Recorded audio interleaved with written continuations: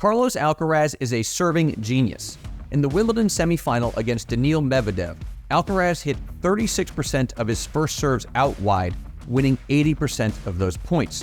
Medvedev stands a country mile behind the baseline to return serve, making him vulnerable to the wide serve. You can see he's way off the court when he makes contact, allowing Alcaraz to just roll a forehand down the line for an easy winner. Alcaraz also served and volleyed 23% of the time when he hit a wide serve and only lost one of those points, largely because even when Medvedev hit a good return, Alcaraz just had to steer the ball to the open court and Medvedev wouldn't be able to track it down.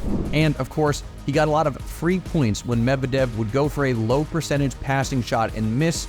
Medvedev made 7 return errors off of the 31 wide serves Alcaraz hit. Over the last year, Medvedev has broken serve nearly 31% of the time, good for second on tour, but in this match he only broke Alcaraz 2 out of 14 service games. That's just 14% and explains why Alcaraz cruised to a routine 3-set win.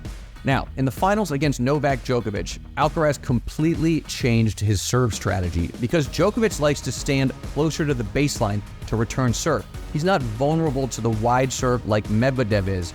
So what Alcaraz did instead was super counterintuitive in today's game. He served body.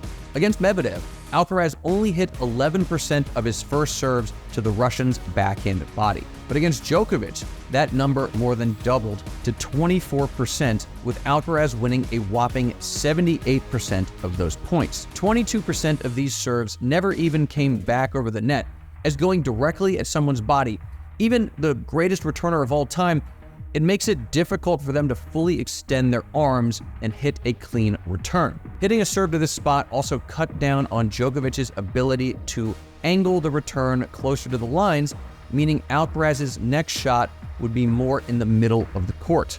And this allowed the Spaniard to get around the ball and hit more forehands.